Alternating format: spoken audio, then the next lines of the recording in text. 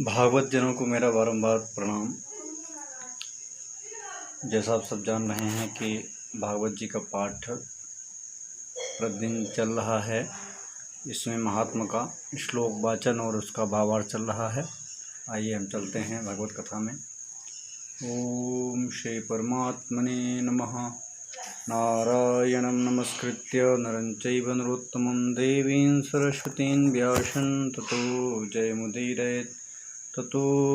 जयमुदीरयेत् कृष्णाय वासुदेवाय हरे परमात्मने प्रणतक्लेशनाशाय गोविन्दाय नमो नमः। गोविन्दाय नमो नमः। नारायणं नमस्कृत्य नरं चैव नरोत्तमं देवीं सरस्वतीं व्यासं ततो जयमुदीरयेत् पिबन्तः प्रविश्य मम वाचमिमां प्रसुप्तां सञ्जीवयत्यखिलशक्तिधरा सुधाम्ना अन्यास्तहस्तचरणश्रवणत्वगादीन् प्राणान् नमो भगवते पुरुषाय तुभ्यं। महात्म के अंतर्गत द्वितीय अध्याय का 23वां श्लोक आप देख सकते हैं भक्ति रवास से। ओहो नारद धन्योऽसि प्रीतिस्ते मयि निश्चला, न कदाचित् विमुञ्चामि चित्ते स्थास्यामि सर्वदा। जैसा कल हमने श्लोक का भावार्थ बताया था कि नारद जी ने भक्ति के जो दुख था उसका निवारण करने के लिए कहा, तो भक्ति ने कहा कि आप धन्य हैं। अहो नारद धन्योऽसि प्रीतिस्ते में निश्चला, निश्चित ही आपकी मुझमें प्रीति है, आप धन्य हैं। न कदाचित् विमुञ्चामि चित्ते स्थास्यामि सर्वदा, मैं आपको कभी भी छोड़ूंगी नहीं और हमेशा आपको अपने चित्त में रखूंगी। कृपालु कृपालुना त्वया साधो मद्बाधा ध्वंसिता क्षणात्, पुत्रयोश्चेतना नास्ति ततो बोधय बोधय। अब भक्ति कहती है कि हे साधो, हे कृपालु, त्वया मद्बाधा ध्वंसिता क्षणात्, क्षण मात्र में आपके द्वारा क्या किया गया, मेरे जो दुख थे उस मेरे बाधा थी उसको आपने क्षण मात्र में ही ध्वंस कर दिया, नष्ट कर दिया। पुत्रश्चेतना नास्ति, लेकिन मेरा तो जो बाधा थी उसको तो आपने नष्ट कर दिया, लेकिन जो मेरे पुत्र अचेतन अवस्था में पड़े हुए हैं ततो बोधय बोधय, उनको भी आप निश्चित ही बोध कराइए, उन्हें भी आप जागृत अवस्था में लाइए, उन्हें भी आप शीघ्र सचेत करिए, ऐसा भक्ति ने कहा। श्रोतवाच। अब सूत जी कहते हैं तस्या वचः समाकर्ण कारुण्यं नारदो गतः, तयोर्बोधन मारेभिः कराग्रेण विमर्दयन्। अब नारद जी ने जब ऐसा भक्ति की बात सुना तो उन्होंने क्या किया, तस्या वचः समाकर्ण कारुण्यम नारदो गतः, नारद जी करुणा परक होके उस भक्ति के जो ज्ञान वैराग्य नामक दो पुत्र थे जो अचेतन अवस्था में पड़े हुए थे उनको क्या करने लगे, कराग्रेण विमर्दयन्, अपने हाथ से उनका जो है तो मर्दन करने लगे, उन्हें मीजने लगे, एक तरफ से उनको जो है तो अपने हाथ से उनको चेतनावस्था में लाने की कोशिश करने लगे। मुखम संयोज्य कर्णान्ते शब्दमुच्चैः समुच्चरन्, ज्ञान प्रबुद्धताम शीघ्रम रे वैराग्य प्रबुद्धताम। अब वो उनके कानों में, नारद जी कानों में जा कहते हैं कि हे ज्ञान, हे वैराग, जल्दी तुम जाग जाओ, जल्दी तुम जाग जाओ। मुखम संयोज्य, अपने मुख को उनके कानों में लगा करके ऐसा उन्होंने बोध कराया कि हे ज्ञान तुम जगो, हे वैराग तुम जगो।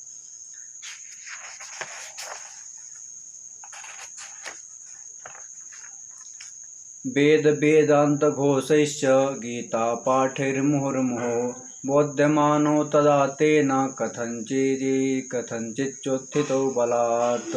वेद वेदांत घोषैश्च, उन्होंने वेद के मंत्रों को वे बोला, वेदांत के तत्ववाकों को बोला और उसका घोष किया, वेद के मंत्रों का घोष किया, वेदांत के मंत्रों का घोष किया। गीता पाठैर्मुहुर्मुहुः, बार बार उन्होंने गीता पाठ का भी वहाँ पर किया। बोध्यमानो तदा तेन कथंचित चोथितो बलात्, लेकिन बहुत बल से, बहुत मतलब बार बार सुनाने पर थोड़ा सा वो उठे, हल्का सा उनमें थोड़ा जोश आई। नेत्रैरनवलोकन्तौ जिभ्रन्तौ शालवाबुभौ भगवत्पलितौ प्रायः शुष्ककाष्ठसमाङ्गकौ। किंतु आलस्य के कारण वे दोनों जम्हाई लेते रह गए। आलस लेते रह गए मतलब वो उठे तो लेकिन वो उनको निद्रा सता रही थी। नेत्र उखाड़ कर देख भी नहीं सके। उसके बाद बकलों की तरह सफ़ेद हो गए।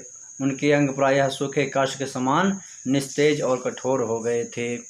अब जब नारद जी ने गीता पाठ किया, वेद वेदांत का घोष किया, उसके बाद हल्का सा तो वो जो है तो चेतनावस्थाओं की आई, लेकिन वो जो है तो अपना नेत्र भी सही से नहीं खोल पा रहे थे और पुनः हुआ बकुले की तरह सफ़ेद पड़ गए और काष्ठ की तरह जो वो क्या हो गए, निश्चेतन हो गए। छुच्छामूतौ निरीक्षैव पुनः स्वापरायणौ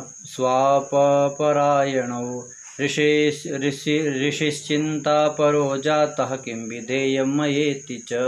इस प्रकार भूख प्यास के मारे अत्यंत दुर्बल होने के कारण उन्हें पुनः सोते देख नारद जी बड़ी चिंता में पड़े और वो सोचने लगे। अब नारद जी को चिंता हुई कि अरे क्या है, हमने तो वेद का भी मंत्र बोला, वेदांत के वाक्यों को भी बोला, अरे गीता पाठ भी मैंने किया, इसके बाद भी इनमें चेतना नहीं आई। थोड़ा सा चेतना आई और उसके बाद पुनः ही उसी प्रकार अवस्था प्राप्त हो गए। तो अब इनके लिए क्या उपाय करूं? अहो निद्रा कथम याति वृद्धत्वं च समहत्तरं चिंतयन्निति गोविंदम स्मारयामास भार्गव।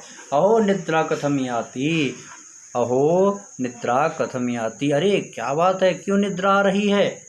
वृद्धत्वं च महत्तरम, अरे ये जो है वृद्धत्व को कैसे प्राप्त हो रहे हैं, कैसे ये इनका जो है तो अवस्था नहीं ढल रही है, ऐसा क्यों हो रहा है? क्यों नहीं कि वृद्धावस्था दूर हो रही है? चिंतयन नित्य गोविंदम, ऐसा चिंतन करते हुए भगवान गोविंद के चरणारविंदों का आश्रय लेते हुए नारद जी ने किसका स्मरण किया? भार्गवम, भगवान सूर्य का स्मरण किया। सूर्य की तरफ देखा, क्या किया? इसी प्रकार चिंता कर रहे थे, भगवान स्मरण करने लगे। तो क्या हुआ कि उसी समय यह आकाशवाणी हुई कि हे मुने। अब क्या हुआ? कहे चिंतयन नित्य गोविंद, ऐसा वह चिंतन कर रहे थे, तभी क्या हुआ? स्मारयामास भार्गव, भार्गव माने सूर्य। तो उन्होंने सूर्य भगवान जो है आकाशवाणी करते हैं। क्या करते हैं आकाशवाणी? एत व्योमवर, हाँ ये हो गया, ठीक है। तो इस प्रकार वो जो है तो क्या करने लगे? भगवान सूर्य का चिंतन किए, तभी उसी समय जो है आकाशवाणी होती है। क्या आकाशवाणी होती है कि व्योमवाणी तदैवा भून मानुषे खिद्यतामिति उद्यमः सफलस्ते यम भविष्यति न संशयः। अब नारद जी को खेद हुआ कि भाई हमने गीता पाठ किया, वेदांत इत्यादि का तत्व वाक्य बोले, लेकिन फिर भी ज्ञान वैराग्य जब नहीं हुए तो वह गोविंद भगवान का स्मरण करते हुए और इसके बाद वह भगवान भास्कर यानी सूर्य भगवान का स्मरण करते हैं, तभी आकाशवाणी होती है। व्योमवाणी तदैवा भून मां ऋषे खिद्यतामिति, हे ऋषिवर आप जो है खिन्न मनसा मत होइए। उद्यमः सफलस्तेयम, आपका जो उद्यम आपने संकल्प लिया है वह निश्चित ही परिपूर्ण होगा। जो उत्सव आप करने के लिए आपने मन में बनाया है कि मैं भक्ति को सब प्राणी मात्र में सर्वत्र स्थापित करूंगा, वो आपका उत्सव निश्चित ही सफल होगा, इसमें कोई संशय नहीं है। एतदर्थं तो सत्कर्मा सुरसे तुम समाचर। अब व्योम भाषा ने स्पर्श कह दिया कि अगर आपको कलयुग में कलिकाल के जनों के ऊपर भक्ति का कोई स्थापित करना है तो आप क्या करिए? एतदर्थं तो सत्कर्म करिए। क्या करिए? सत्कर्म करिए।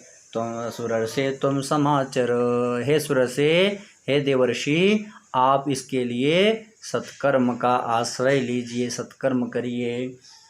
तत्ते कर्मा विधास्यन्ति साधवा साधुभूषणः, तत्ते कर्मा विधास्यन्ति, जो इस कर्म को अपना करके जो साधु पुरुष हैं वो क्या हो जाते हैं?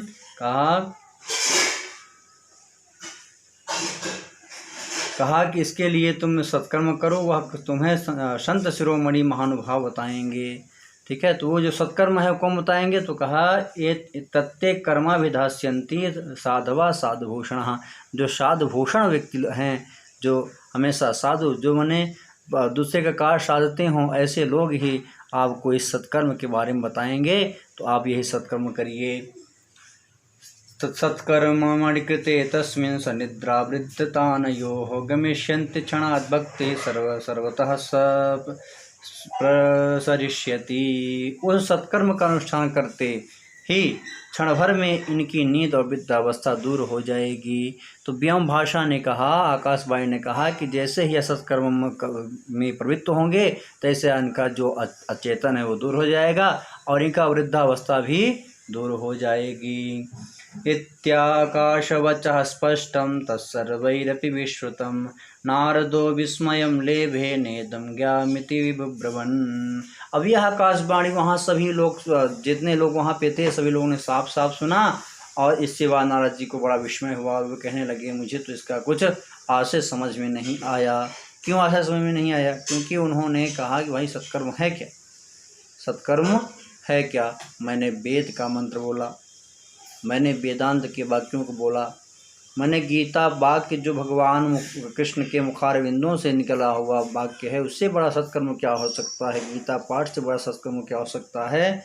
तो उनको आश्चर्य हुआ, विस्मय पड़ गया और बोले, नारदवाच अनयाकाशवाण्यापि गोपत्वेन निरूपितं किं वा तत्साधनं कार्यं येन कार्यं भवेत् तयोः। नारद जी कहते हैं कि इस आकाशवाणी ने भी गुप्त रूप में ही बात कही है, यह नहीं बताया कि वह कौन सा साधन है किया जाए जिससे इनका कार्य सिद्ध हो सके। क्व क भविष्यन्ति संतस्ते कथं दास्यन्ति साधनं मयात्र किं प्रकर्तव्यं युक्तं व्योम भाषया।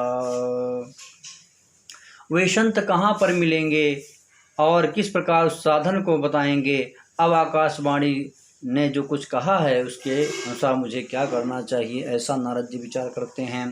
तब सूत जी कहते हैं, श्रोतवाच तत्द्वावपि संस्थाप्य निर्गतो नारदो मुनिः। अब उन दोनों को वहीं पर बैठा करके, उनको रोक करके और नारद मुनि सत्कर्म के बारे में जानने के लिए साधुओं को ढूंढने चल पड़े। तीर्थम तीर्थम विनिष्क्रम्य पृच्छन् मार्गे मुनीश्वरान्। तीर्थम तीर्थम विनिष्क्रम्य, तीर्थ तीर्थ में जा भ्रमण करते हुए, पृच्छन् मार्गे, मार्ग में भी मुनीश्वरान, मुनियों को उन्होंने पूछा, मुनियों से पूछा, जो उनको मिल जाए, जो साधु मिल जाए उसी से वह पूछ पड़ते थे कि भाई सत्कर्म क्या है। वृतान्तः श्रूयते सर्वैः किंचित् निश्चित्य नोच्यते। वृतान्तः श्रूयते सर्वैः। अब वो जो मुनिगण थे जब ये वृतांत सुनते तो वो जो है तो कोई निश्चित उत्तर न दे पाते थे। असाध्यम केचन दुर्गेयमिति चापरे। असाध्यम केचन, किसी ने कहा भैया इसका तो कोई पार नहीं है, असाध्य है। जब गीता इत्यादि का पाठ करने पर चेतना नहीं आई तो इससे वेद भी आपने कहा, वेदांत भी कहा, अब हर एक चीज़ में तो ये उसी के मंत्र भरे पड़े हैं। तो जब उससे चेतना नहीं आई तो फिर इसका कोई साध्य नहीं है, ये साध्य नहीं हो सकता, असाध्य है। प्रोचुर के चिद जयमिति चापरे। कोई कहा अज्ञे भाई ये इसके विषय में हम कुछ बता सकते हैं। असा मूकी भूतास्तथा ने तो कियंतस्तु पलायितः। अब किसी से पूछे नारद जी तो चुपचाप बस सुन लिया और जवाब नहीं दिया, मुँह को धारण कर लिया। और कोई कोई तो प्रश्न सुनते ही वहाँ से भाग खड़े हुए। हाहाकारो महानासित त्रैलोक्ये विस्मयावह। अब त्रैलोक में इसका जो है तो करने जबन जना कान कान में जाते हुए हाहाकार मच गया कि भाई सत्कर्म क्या है, सत्कर्म क्या है। जब गीता पाठ हुआ, वेद वेदांत के वाक्य बोले गए, तो भी जब चेतना ज्ञान वैराग को नहीं आई तो अब कौन सा सत्कर्म है। वेद वेदांत घोषैश्च गीता पाठैर्विबोधितम्। जहाँ वेद वेदांत के वाक्यों को बोला गया, गीता का पाठ किया गया, वहाँ पर भी जब ज्ञान वैराग्य को चेतना नहीं आई तो अब कौन सा ऐसा सत्कर्म है, कौन सा अनुष्ठान है जो इनको चेतना ला सके। भक्ति ज्ञान विरागाणाम नोदति क्षत्रिकम यदा उपायो नापरोस्तेति करणे करणे जपन जनाः। अब भक्ति ज्ञान वैराग जब वेद वेदांत के ध्वनि से नहीं उठे तब इनके लिए कौन सा ऐसा अनुष्ठान होगा। ऐसा लोगों ने अपने क्या किया, एक दूसरे से वार्तालाप करना चालू कर दिया। योगिना नारदेनापि स्वयं न ज्ञायते तुवत्। अरे आश्चर्य है कि जब नारद जैसा ब्रह्मर्षि जो कि योगी हैं, सब कुछ जानने वाले हैं, त्रिकालदर्शी हैं, ऐसे ही वो देवर्षि जब उनको नहीं पता है तो हम लोग तो सामान्य व्यक्ति हैं, सामान्य साधु हैं, हमको कैसे पता होगा। तत्कथम शक्यते वक्तुं मितरैरिह मानुषैः। अरे वो जो ब्रह्मर्षि कहे जाते हैं, देवर्षि कहे जाते हैं, ऐसे वो देवर्षि नारद जब उनको नहीं पता है तो हम लोग तो मनुष्य हैं, हम लोगों को क्या पता होगा। एवं ऋषिगणैः पृष्टैर्निर्णयोक्तं दुराशदम्। एवं ऋषिगणैः पृष्टैर्निर्णयोक्तं दुराशदम्। ऐसा मुनियों ने कहा कि निश्चित ही यह क्या है, असंभव है, सत्कर्म क्या हो सकता है। इस ततश्चिंतातुरोषोत बद्री वनमागतः। अब वो चिंतातुर होकर के बद्री आश्रम की ओर चल पड़े। तपश्चरामि चात्रेति तदर्थम कृत निश्चयः। उन्होंने निश्चय किया कि मैं इसके लिए तपस्या करूँगा और जब तक इसका समाधान नहीं ढूंढूंगा तब तक मैं तपस्या में ही संलग्न रहूँगा। तावत् ददर्श पुरतः सनकादिर्मुनीश्वरान्। पुरतः माने तो उन्होंने अपने समीप किसको देखा, सनातन सनत कुमार को देखा। कोटिशूर्य समाभासा अनुवाच मुनिषत्तमा।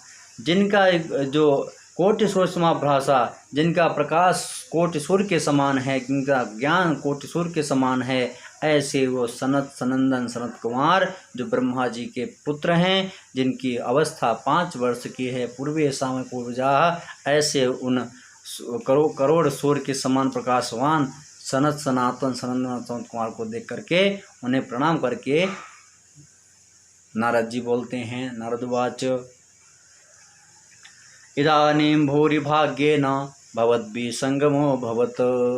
अब नारद जी उनको प्रणाम करते हुए कहते हैं कि इदानीं भूरि भाग्येन, इस समय में हमारा भाग का उदय हुआ है, जो आप जैसे संत महात्माओं के साथ मेरा मिलन हुआ। कुमारा ब्रूहितां शीघ्रं कृपां कृत्वा ममोपरि। हे कुमारों, हे ऋषिवरों, आप मेरे ऊपर कृपा करके जल्दी मुझे सत्कर्म के विषय में बताइए।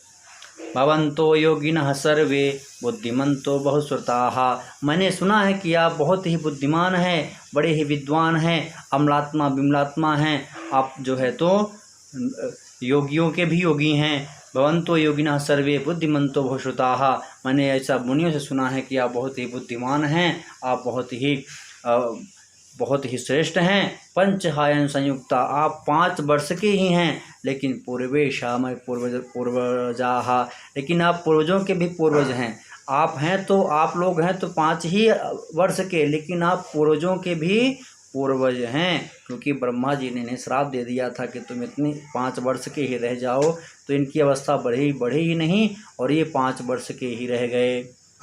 हरि सदा वैकुंठ निलया हरि कीर्तन तत्पराः। और आपकी जो आपका जो जीविका है वो क्या है, हरि कीर्तन है। हरि कीर्तन में ही आप जो है अपना पूरा समय बिता देते हैं। सदा वैकुंठ निलया, आप हमेशा वैकुंठ में रहते हैं और हरि कीर्तन में आप हमेशा तत्पर रहते हैं। लीलामृत रसोन्मत्ताः कथा मात्रैक जीविनः। आपका जो है तो जीवन चलाने का एक साधन ही कथा है, भगवान की कथा आपका यही जीवोपार्जन का साधन है। आप लीलामृत रूपी रस का वर्षण करते हैं, आप कथा को ही अपना जीवन मानते हैं। हरि शरणमेवं हि नित्यमेषा मुखे वचः। हरि शरणम ये आपके नित्य मुख से ही निकलता रहता है। हरिशरणम हरिशरणम हरिशरणम हरिशरणम, ये वाक्य आपके मुखारविंचों से ही सदैव निकलता रहता है। अतः काल समादिष्टा जरा आयुष्मान न बाधते, इसलिए आपको न तो काल रूपी जो ग्रास है ये डसता है, और न आपको वृद्धावस्था आती है, और न आप जो है तो सांसारिक जो रीति रिवाजों से आप बिल्कुल परे हैं। येषां भ्रूभंग मात्रेण द्वारपालौ हरे पुराः। अरे पुरा, पहले आपके ही द्वारा क्रोधित होने पर जो जय और विजय पार्षद थे भगवान विष्णु के यहाँ, वो आपके क्रोध के कारण ही दैत्य योनि को प्राप्त हो गए। भूमौ निपतितौ सद्यो यत्कृपातः पुरंगतौ। और सद्य शीघ्र ही उनका जो है तो पृथ्वीलोक में जन्म हुआ और पुनः आपकी ही कृपा से वो भगवत धाम को प्राप्त हो गए। भगवान आकर उनका मोक्ष किया। अहो भाग्यस्य योगेन दर्शनं भवतामिह अनुग्रहस्तु कर्तव्यो मे दीन दया परैः। मुझ दीनहीन पर आप दया करके अनुग्रह कीजिए, बड़े भाग्य से ही आपका दर्शन हुआ है। अशरीर गिरोक्तम यत् तत्किं साधनमुच्यताम्। जो अशरीर यानी आकाश ने जो कुछ कहा है, आकाशवाणी ने जो कहा है वो साधन क्या है? मुच्यताम, आप कहिए। अशरीर गिरोक्तम यत् तत्किं साधनमुच्यताम। आकाशवाणी ने जो कुछ कहा है वो साधन क्या है? आप उस साधन को बताइए। अनुष्ठेयम कथम तावत् प्रब्रुवन्तु सविस्तरम। आखिर वो कौन सा अनुष्ठान है जिसको आदमी करके भक्ति ज्ञान और वैराग्य को फैला सकता है, बढ़ा सकता है? ब्रुवन्तु, आप शीघ्र उसको बताइए, विस्तार पूर्वक बताइए। भक्ति ज्ञान विरागाणां सुखमुत्पद्यते कथम स्थापनं सर्ववर्णेषु प्रेम पूर्वं प्रयत्नतः। भक्त ज्ञान और वैराग्य सुखपूर्वक कैसे रहें और इनको कैसे सब प्राणी में हम स्थापित कर सकें? एक ऐसा कौन सा प्रेम पूर्वक इनको हम कैसे सब में स्थापित करें, इसका क्या अनुष्ठान है? कुमारा ऊचुहु। अब कुमार सनत सनातन सनंदन और सतकुमार जी कहते हैं, माँ चिंतां कुरु देवर्षे हर्षं चित्ते समावह। अब वो जो कुमार हैं सनत सनंदन सनातन सतकुमार, वो कहते हैं कि हे देवर्षि, आप खेद मत करिए, आप चिंता मत करिए। हर्षम चित्ते समावह, अपने मन में प्रसन्नता रखिए, अपने मन को प्रसन्न रखिए। उपाय सुख साध्योत्र वर्तते पूर्व एव ही। इसका उपाय तो पहले ही बता दिया गया है। अब आप एकदम निश्चिंत रहिए, सुखी रहिए और मन प्रसन्न रखिए। उपाय सुख साध्य होती, सुख साध्य है, ये सरल ही इसका उपाय है। अहो नारद धन्योसी विरक्ता नाम शिरोमणि। हे नारद, आप धन्य हैं, आप विरक्तों के शिरोमणि हैं। सदा श्री कृष्ण दासा नाम निर्योग भास्कर। आप हमेशा भगवान कृष्ण के भक्तों में अग्रणी रहते हैं। आप निश्चित ही भगवान सूर्य की तरह प्रकाशमान हैं। त्वयि चित्तं न गंतव्यम, त्वयि चित्रं न गंतव्यम भक्त्यर्थमनुवर्तिनी। घटते कृष्णदासस्य भक्ते संस्थापना सदा। आप भक्त के लिए जो उद्यम कर रहे हैं यह आपके लिए कोई आश्चर्य की बात नहीं समझनी चाहिए। भगवान के भक्त के लिए तो भक्ति के सम्यक स्थापन करने का सदा उचित ही है। यानी कि भगवान का जो भक्त है वो सदैव भगवान के चरित्र का गान फैलाने में, प्रचार करने में ही लगा रहता है। और आप सच्चे भगवान के भक्त हैं तो आप ऐसा आपके लिए निश्चित ही शोभायमान है। ऐसा करना आपके लिए उचित ही है, ऐसा कहना चाहिए। ऋषिभिर्बहवो लोके पंथा न प्रगटीकृताः श्रमसाध्याश्च ते सर्वे प्रायः स्वर्गफलप्रदाः। अब वो कुमार कहते हैं कि ऋषियों ने संसार में अनेक मार्ग प्रकट किए हैं, किंतु वे सभी कष्ट साध्य हैं और परिणाम में प्रायः स्वर्ग ही प्राप्त कराने वाले होते हैं। वैकुंठ साधकः पंथा स तो गोप्यो ही वर्तते तस्योपदेष्टा पुरुषः प्रायो भाग्येन लभ्यते। लेकिन जो वैकुंठ साधन का पंथ है वो बहुत कम में बताया गया है और उसको बताने वाले जो पुरुष हैं वो भी बड़े भाग्य से मिलते हैं। प्रायः मिलते नहीं और मिलते भी हैं तो बड़े भाग्य से मिलते हैं। सत्कर्म तव निर्दिष्टम व्योम वाचा तु यत्पुरा तदुच्यते शुणस्वाद्य स्थिरचित्ता प्रसन्नधीः। हे प्रसन्नधीः, प्रसन्न रहने वाले हमेशा नारद जी, जो सत्कर्म व्योम भाषा ने कहा है वह मैं आपसे बताता हूँ, आप अच्छी तरह से सुनिए, स्थिर चित्त होकर के सुनिए। द्रव्य यज्ञास्तपो यज्ञा योग यज्ञास्तथा परे स्वाध्याय यज्ञा न यज्ञाश्च ते तो कर्म विसूचकाः। नारद जी, द्रव्य यज्ञ, तपो यज्ञ, योग यज्ञ और स्वाध्याय रूपी ज्ञान यज्ञ सब तो स्वर्गादि प्राप्ति कराने वाले कर्म ही की ओर संकेत करते हैं। सत्कर्म सूचको नूनम ज्ञान यज्ञ स्मृतो बुधैः श्रीमद्भागवतालापः स तो गीतः शुकादिभिः। अब जो कुमार हैं बताते हैं कि पंडितों ने ज्ञान यज्ञ को ही सत्कर्म माना है। किसको? ज्ञान यज्ञ को ही सत्कर्म माना है। और वो ज्ञान यज्ञ क्या है? कहा वह श्रीमद् भागवत का पारायण है, जिसका गान सुकादि महामुनियों ने किया है। तो ज्ञान यज्ञ जो सत्कर्म है वह श्रीमद् भागवत की कथा है, जिसको सुनने से व्यक्ति कितना बड़ा भी पापी क्यों ना हो, वह निश्चित ही परम पिता परमेश्वर के धाम को प्राप्त हो जाता है। तो वही सत्कर्म है जिसे ज्ञान यज्ञ कहते हैं, और वह शुकदेव जी द्वारा गाया गया है। वो क्या है? श्रीमद् भागवत कथा। श्रीमद् भागवत कथा। तो ये आज हम लोग 60 श्लोक हो गया है आज, और कल हम इसको पुनः आगे करेंगे।